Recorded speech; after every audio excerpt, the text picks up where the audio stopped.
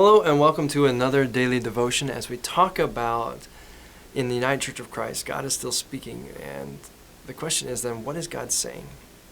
I'm taking it back to another Old Testament story, the book of Esther. You know, in Sunday school we tell the story and we take a lot of the teeth out of it because we're children, right? We're talking to children.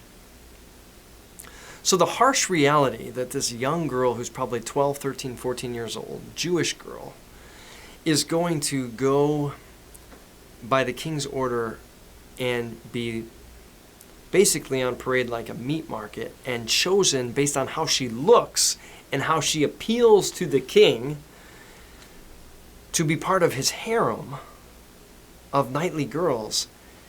If you look at it from that standpoint, this isn't such a good story for Esther. Further in the story, when her uncle tells her, this is what's happening to our people, God sent me to tell you, although interestingly enough, the word God is never mentioned in the book of Esther, but it's implied that Mordecai is coming as the representative of faith. You have to go to this king, who just, by the way, punished the last queen for showing him up in public. I want you to go to him. I want you to take a stand and tell the king that his laws that he signed into the things that he represents in his power are wounding people on the margins, your people. Esther, God is asking you in a time like this to use your voice. I want you to try to put yourself in Esther's shoes at the coffee table.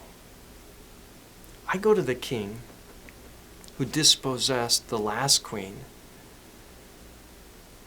She's living in the gutter now. She's got nothing. Palace to slum child and exiled.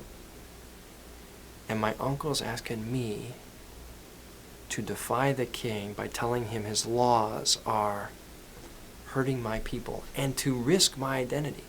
This might not be a peach of a thing, but I'm living in the palace. I got beauty treatments. I got spa treatments.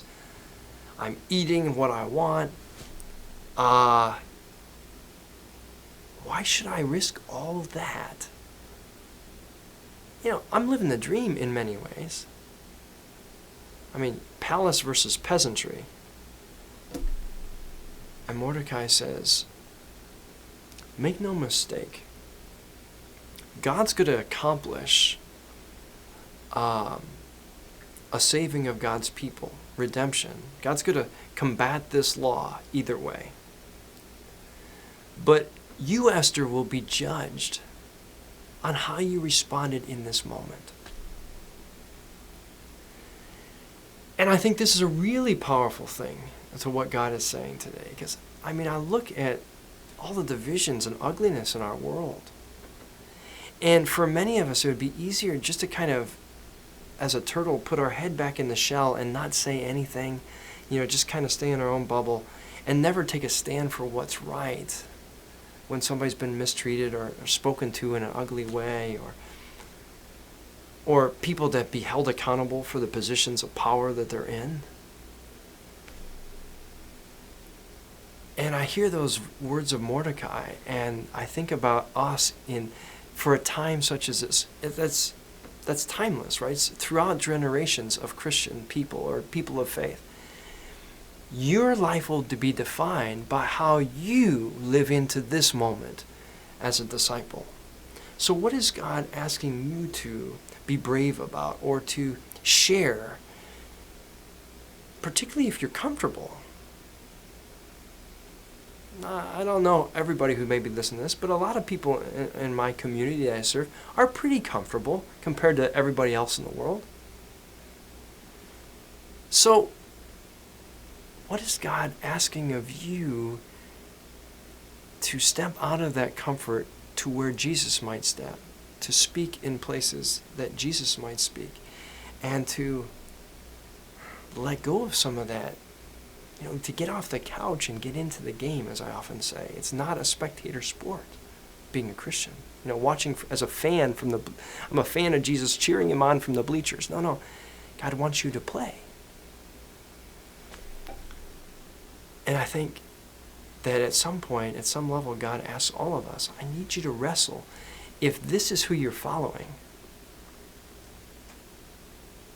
and you think about all the tensions and interactions Jesus got into, all the entanglements, all the challenges with power, then how about you? If a young teenage girl can do it and redeem a people, even at cost to her life, now maybe a child will lead us too and teach us something about what we respond to in this moment when God calls our name and says, hey, off the bench, you're going in there. How about it? Amen.